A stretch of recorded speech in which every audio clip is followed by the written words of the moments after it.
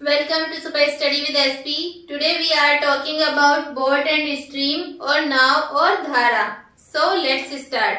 यहाँ पर दो क्वेश्चन लिखे हुए हैं. हम इन क्वेश्चन को सॉल्व करेंगे. और जैसे पहला क्वेश्चन यहाँ पर है कि एक नाव अपने वास्तविक चाल से धारा की दिशा में 25 किलोमीटर पर आवर से और धारा की विपरीत दिशा में 15 किलोमीटर पर आवर से चलती है. शांत जल में नाव की चाल क्या होगी. यहाँ पर एक बार और देखते हैं अपने वास्तविक चाल से किसकी दिशा में, धारा की दिशा में. जब धारा की दिशा में नाव हो या तैराक हो, दोनों की चाल को क्या कहा जाता है, अनुप्रवाह या डाउन स्ट्रीम. कब, धारा की दिशा में. धारा की दिशा में, इसे एग्जाम में धारा की दिशा की जगह अनुप्रवाह भी लिखा जा सकता है. अनुप्रवाह वेग, अनुप्रवाह, या फिर हम इसे कह सकते हैं डाउन स्ट्रीम. Down stream. तो डाउन स्ट्रीम या अनुप्रवाह में कितनी है चाल धारा की दिशा में, 25 किलोमीटर पर आवर. अब दूसरा पॉइंट देखते हैं दूसरी लाइन में. और धारा की विपरीत दिशा में, ये क्या है, धारा की विपरीत दिशा में. और जब धारा की विपरीत दिशा में होता है तब उसे क्या कहा जाता है, अप स्ट्रीम. अप स्ट्रीम कब कहा जाता है, धारा की विपरीत दिशा में, ऊर्ध्व प्रवाह, या धारा की अपोजिट डायरेक्शन में, विपरीत दिशा में. तब धारा की विपरीत दिशा में नाव की या तैराक की चाल कितनी है, 15 किलोमीटर पर आवर. पूछा क्या है कि शांत जल में नाव की चाल क्या होगी. यहाँ पर हम एक फॉर्मूला लिख रहे हैं. इस ट्रिक्स के साथ हम इस क्वेश्चन को सॉल्व कर देंगे. शांत जल में नाव की चाल, शांत जल में नाव की चाल कैसे निकालेंगे देख लेते हैं.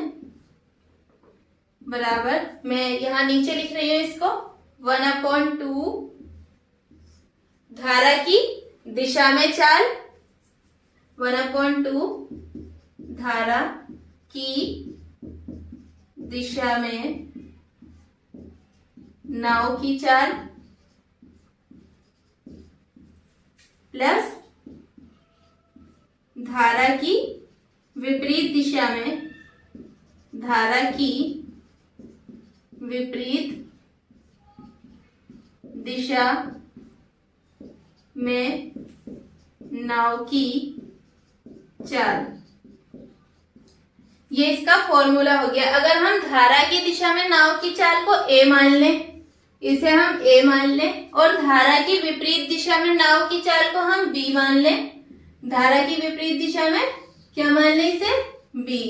या फिर ये इस तरह से भी हो सकता है, अनुप्रवाह या डाउन स्ट्रीम, या फिर ऊर्ध्व प्रवाह या अप स्ट्रीम. तब हम यहाँ पर फॉर्मूला ऐसे भी लिख सकते हैं शॉर्ट में, 1/2 A प्लस B, जहां A धारा की दिशा में नाव की चाल है और B धारा की विपरीत दिशा में. अब देखते हैं A की वैल्यू कितनी है, इसे सॉल्व करते हैं. 1/2 A की वैल्यू कितनी है, ये कितना है, 25 किलोमीटर पर आवर. तब यहाँ हो गया ये 25 प्लस धारा की विपरीत दिशा में नाव की चाल कितनी है, 15.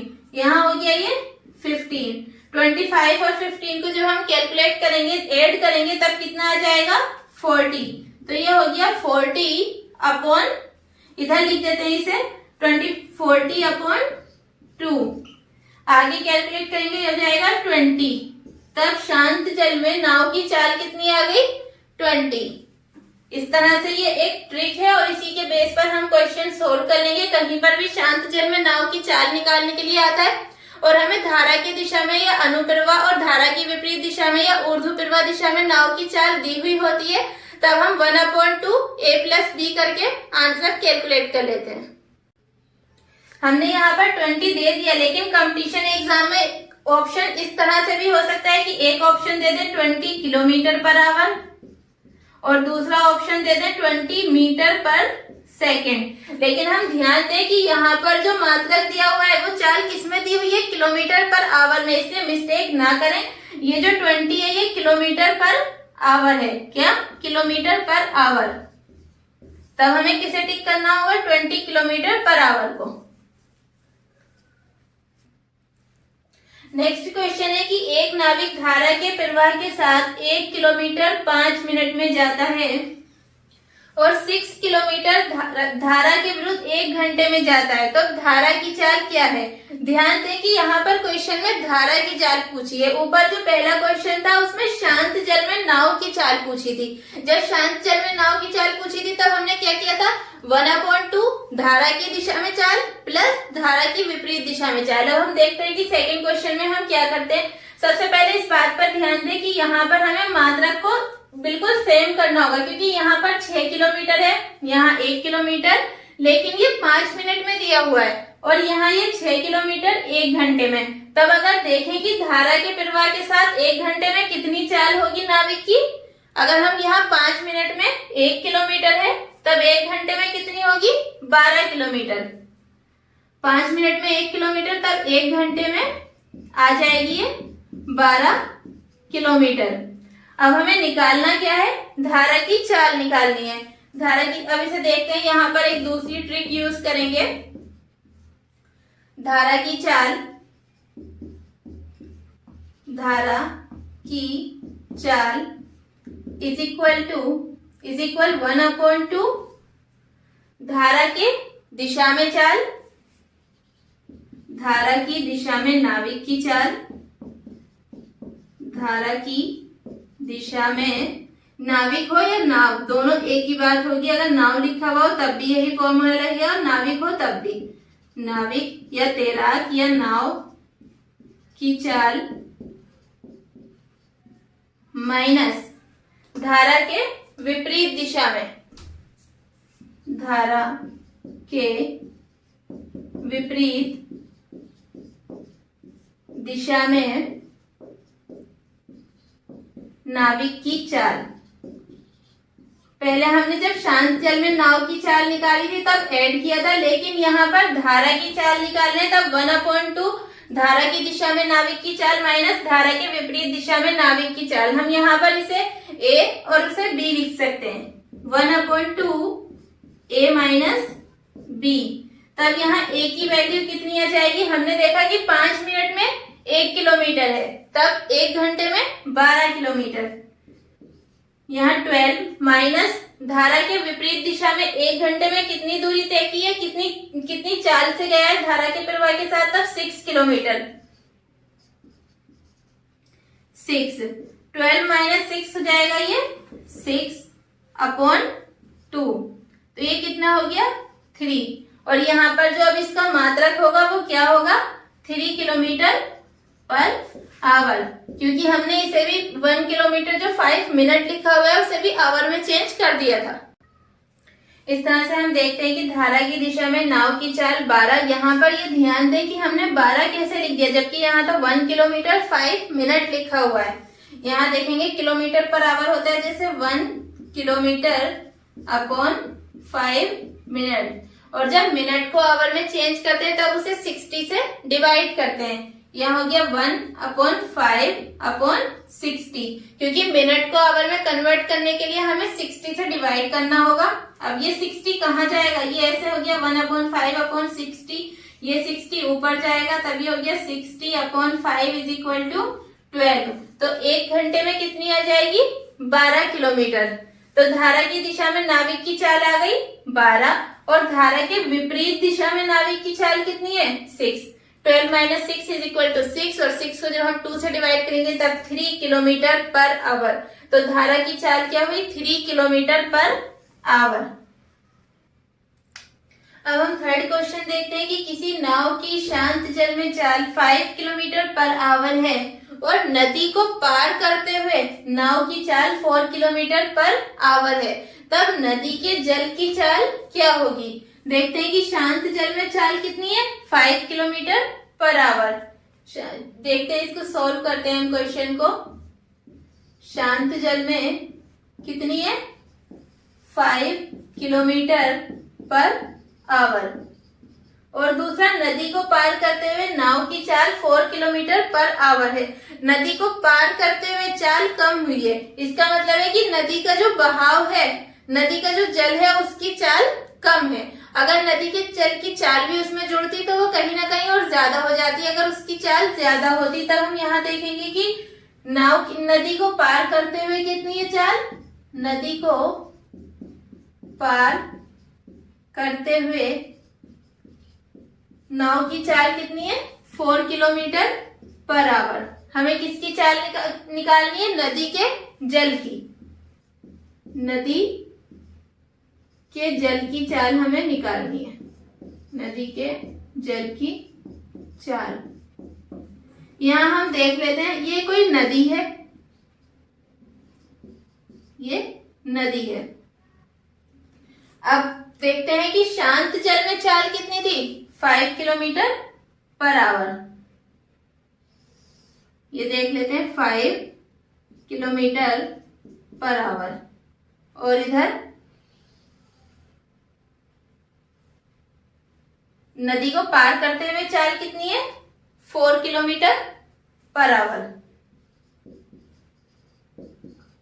अब यहाँ पे ये ट्रायंगल बन गया।